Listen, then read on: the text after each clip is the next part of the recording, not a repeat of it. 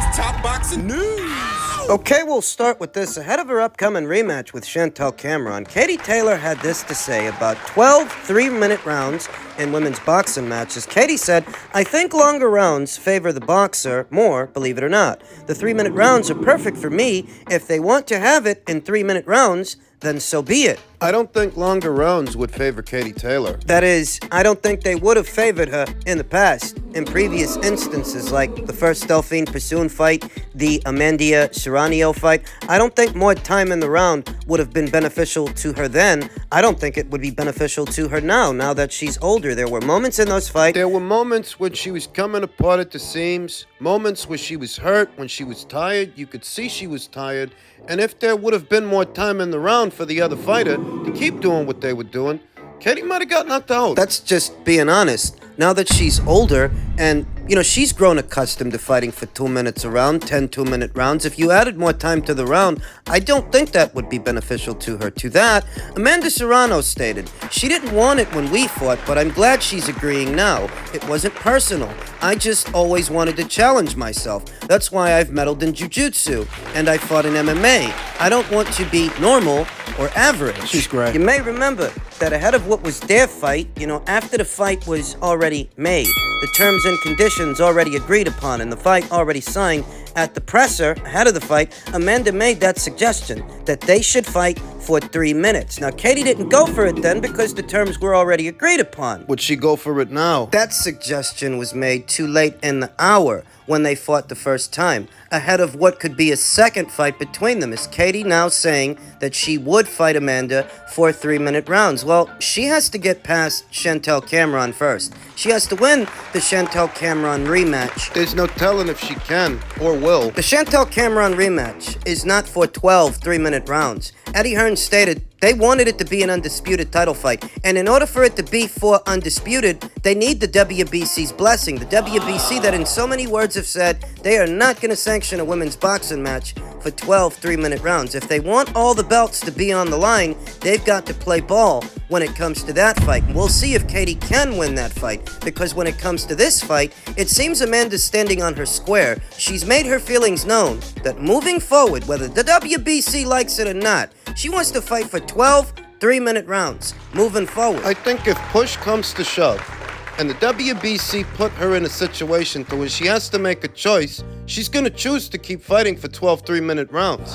Even if that means sacrificing the WBC title. Amanda's not going to let them bully her and let them tell her what to do. If the commission that gives boxers a boxing license ain't got no problem with her fighting Danila Ramos for 12 3-minute rounds, what's the WBC's problem? The other 3 alphabet organizations don't have an issue with it. It's just them. It's just the WBC. As it pertains to Katie Taylor, a Chantel Cameron rematch, an Amanda Serrano rematch, I'm going to be honest. If by some chance Katie can pull it off against Chantel, if she can win, if she can become a 2-time undisputed champion, 135, 140, if she can do that, she should retire on that. She should gracefully bow out and call it a career. She's not getting any younger. The job is not going to get any easier. She was fortunate to not get stopped in that Amanda Serrano fight. She was so clearly hurt. It's the most hurt that I've ever seen her, but due to her toughness, her grit, and her powers of recovery, she was able to weather it. If you fight that same Amanda Serrano for 12 3-minute rounds, it really doesn't favor her. So few fighters, decorated fighters, get to have fairy tale endings to their careers in this sport. I mean, look at Bernard Hopkins' swan song. What happened to him in what was his final fight? Knocked out of the ring by Joe Smith Jr. Look at Miguel Cotto, who attempted to retire a champion. I think his shoulder was dislocated. He ended up losing to Saddam Ali. Manny Pacquiao, who ended up losing to Yordenis Ugas. Very few fighters get to have fairy tale endings, fairy tale swan songs. And if Katie Taylor can pull it off against Chantel, that would be a great way to cap off her career. I don't think it favors her to stick around, and I don't think fighting for 3 minutes around, I don't think that favors Katie at this point. If she beats Chantel Cameron, I would like to see Katie Taylor retire. Yeah, just looking at the future of Showtime, we all heard the rumors, I'm sure you've seen it. Supposedly Showtime's pulling out of boxing at this, the Amazon Prime deal. I mean, what could you tell me about all that situation? It's funny. There's a lot of inaccuracies going on. Look, we don't know what the future holds, to be completely honest. Look, there's a lot of change going on in the industry, and we'll see. But one thing I'm really confident about, until somebody tells us differently, which they haven't yet, we're going to continue doing these kind of fight cards. And if someone tells us differently, then look, the sport's going to continue. There's a lot of value in the PBC fighters, and maybe with a different network, if that happens, maybe continuing with Showtime. But I think, look, somebody will be there to capitalize on this momentum. Hopefully, it'll be us. I don't expect Stefan Espinoza to tell us everything he knows, everything he's privy to. I don't expect him to show us all his cards, but you heard what he said. The future is uncertain. The PBC might go to another broadcaster. They might go to another network, but he's hoping they stay with them. At minimum... Talked about the value there is in the PBC stable. What I found interesting this past weekend is that while searching the Showtime app for the Tszyu versus Mendoza card, while searching the Showtime app, I couldn't find it. So I had to go over to my Paramount Plus app and watch the fight there. Could that be an indicator that PBC may be leaving Showtime, but migrating over to Paramount, Showtime's parent company? Could it happen that way? I'm just bouncing ideas around. I'm just brainstorming. If it were that way, it would be somewhat inconsequential to the PBC. But what about all of these Amazon rumors? That is the rumor. And as we approach the year's end, the rumor is only becoming more and more prevalent that Al Heyman is in the market for a new broadcast partner, and he would like to pair up with the people at Amazon. I'm an Amazon Prime subscriber. If the PBC ended up there, it would be a seamless transition for me because, well, I'm already subscribed. However, it's not really a long-term solution to the problem. Boxing's long-term problem in America. The last couple of years, the sport has grown more and more fragmented, more and more divided. You've got ESPN's brand of boxing, Showtime's brand of boxing, DAZN's brand of boxing, and some fights are possible, some fights aren't, as a result of that division, those clear and apparent political boundary lines that determine what fights happen and what fights don't. That if the PBC did go to Amazon, while that might be good for them to help them stay afloat, in the greater scheme of things, it doesn't fix the problem. The audience that consumes boxing, the size of it, it's shrunken over time, and that is as a direct result of boxing's division. It's too divided. And because it's too divided, well, everybody's looking out for themselves. Everybody's looking out for what are their own best interests, the best interests of a Showtime. Versus the best interests of a DAZN and ESPN. Everybody looking out for themselves creates an inhospitable environment to do business and make fights, the fights that people really want. Make those fights in a timely fashion because they do have a shelf life. They do. A Twitter account that goes by the name Fight Oracle recently addressed the same rumors we're all hearing, saying Amazon isn't writing a significant check to PBC. They don't hand out money like that. Suckers like DAZN do that, or did that when they first got started, would probably distribute pay-per-views for PBC, but where are they finding multi-million-dollar licensing fees, events like that Weasel gifted them, stealing from shareholders? What Fight Oracle is essentially addressing is that Amazon might distribute the pay-per-views for the PBC. They might distribute those pay-per-views, which don't cost them much of anything at all, it being that when you put on a box office fight, the expectation is that most of the money will come from the fans, not the broadcaster. Crowd-funded boxing, that's the best way to describe it. Being a pay-per-views distributor, distributing pay-per-views for the PBC is not the same as making a commitment to them, giving them an annual budget to do fights throughout the calendar year on your platform. That's what Fight Oracle is talking about. That maybe, just maybe, Al jumps into bed with these people and they'll distribute his pay-per-views, but they're not making the same commitment to him that Showtime made for all these years, that Fox made for a brief period, that the people at Amazon aren't stupid and they're not going to waste money on fights nobody wants to see. That's why I feel the most idealistic scenario would be the PBC going to DAZN. Coincidentally, that's the least likely scenario because there are no rumors of the PBC going over to DAZN, though if they did, it would be more ideal than them going to Amazon because Amazon, that's not a sports app. No. Not everybody subscribed to Amazon is there for sports. In fact, most people subscribe to Amazon are not there for sports, but everybody on DAZN, That's what they're there for. They are there for sports. They're catering to the sports fan. And if you had more boxing content, in addition to your Golden Boy shows and your Matchroom shows, if you were able to add on PBC shows to that catalog, you would effectively corner the American boxing scene, the American boxing market, which is what DAZN initially set out to do. Now, in recent years, it seems that DAZN's focus shifted away from cornering the American boxing scene because it's not fertile, it's not stable. Though if you can imagine a scenario where the PBC actually got an annual budget from them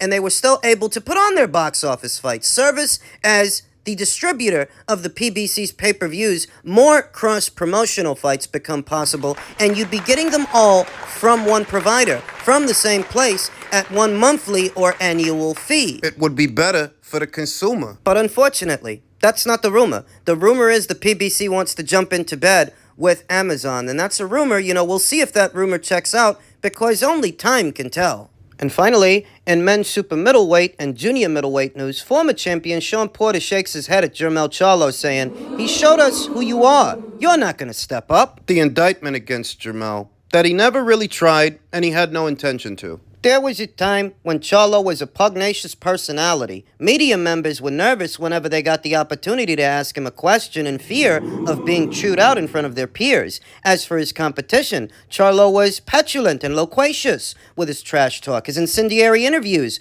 often ended with Charlo screaming out, "Lions only." It was sort of a tip of the cap to the king of the jungle. Porter enjoyed Charlo's disposition. Now, however, Porter doesn't want to hear Charlo utter the words, "Lions only," ever again. When things got tough and the 33-year-old needed to bite down on his mouthpiece and find a way to win, he simply didn't. Now Porter is convinced that Charlo simply isn't the ferocious fighter that he claims to be. Moving up 2 weight classes to fight a guy, most of the time, is a victimless crime. Moving up 2 weight classes at 3, whatever it is. It's supposed to be, because when you do it, you got that built-in excuse that you were new to the weight and the guy was bigger, the guy was stronger, so you faltered. You dared to be great, though it didn't work out. And under normal circumstances, that's the way it goes. Nobody really lambasted Amir Khan for getting knocked out by Canelo. Nobody lambasted Kell Brook for getting stopped by Gennady Golovkin, and even Mikey Garcia. Even though he heard the final bell, people didn't lambast him for faltering against Errol Spence Jr. So why are they being so hard on Jermell Charlo? Why? It's because he didn't try. It's because Jermell, unlike the aforementioned fighters, the ones who moved up, he had a bit of history with Canelo Alvarez. A bit of history in the sense that he spent years, many years, calling that fighter out. Whereas Kell, when Kell fought Gennady, that was impromptu. Kell was a late replacement. Amir Khan, he had no history with Canelo Alvarez, no backstory, but Jermell did. He did have backstory with Canelo. He did spend a long time calling him out, only so that when he finally gets him in the ring, he doesn't even put forth an effort. He doesn't even try. That you weren't daring to be great, you were just collecting a check, and there is a difference. It was embarrassing. The 33-year-old needed to bite down on his mouthpiece and find a way to win. He simply didn't. Now Porter is convinced that Charlo simply isn't the ferocious fighter that he claims to be. That Lions only that you're talking, you're not going to do that. You have no ability to just let me dog it out. It's a combination of things. I look at it as a combination of things. There are a good number of people that consistently underestimate Canelo Alvarez in spite of everything he's done so far. They refuse to think of him as an elite fighter, as one of the pound-for-pound best fighters in the sport. There's that people underestimate Canelo, and that they overestimate fighters like Charlo. Their expectations of them, their opinion, is much higher than what that fighter has shown so far, only for him to get out there and show you who he is, who he really is. He's just another one of these fighters that wanted to fight Canelo for a check. It wasn't that you thought you could beat him. Hey, listen, some of it is just plain old tribalism. These guys that hyped up Charlo, that thought he could beat Canelo, they only did that because he's an American fighter. When you're evaluating the ability of a fighter based on anything other than their ability to fight, when your compass, your decision-making is all predicated on what you might have in common with that fighter, you're going to be led astray. More often than not, you're going to be led astray because that has fuck all to do with boxing. You have a low opinion of Canelo and a high opinion of Charlo, and based on that, you back Charlo? Well, and you, my friend, don't know shit about boxing. It's all water under the bridge and change under the couch cushions now, though people are letting Jermell Charlo have it. And the road back to the winner's bracket, it's going to be long and hard. Tszyu called him out yesterday. He still wants him. He's still got 3 of the 4 titles at that weight. That's why. While Jermell is currently under orders to satisfy his mandatory challenger by way of the IBF, Bakram Murtazaliev, a guy who's been waiting in the queue since 2019. A guy who's been waiting in the queue since before Jermell even had that title, before he won it from Jason Rosario. Jermell Charlo has his work cut out for him, and it can be difficult for a fighter, really anyone, to deal with so many people saying so many mean things about you while you're trying to rebuild. I don't like Jermell's chances against Tszyu. There was a time when I did. That time has passed. That time has long since passed because Tszyu was given the opportunity to continue to grow and continue to develop and continue to get better. He's a bona fide world-class fighter, a world champion here today. And maybe over a year ago or close to 2, I liked Jermell's chances to beat him. But now,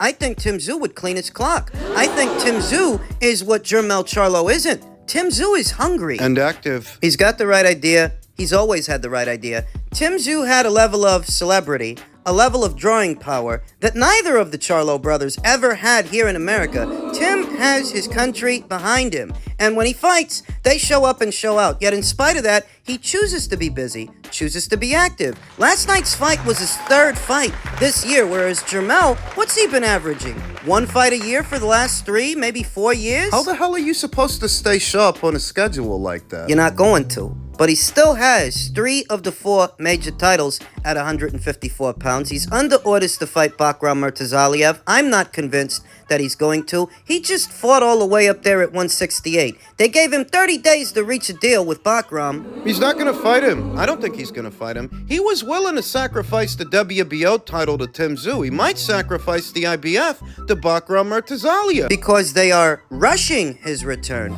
They're rushing him to come back. Who knows how long it would have taken him? Who knows? Jermell Charlo, what he is stuck between a rock and a hard place.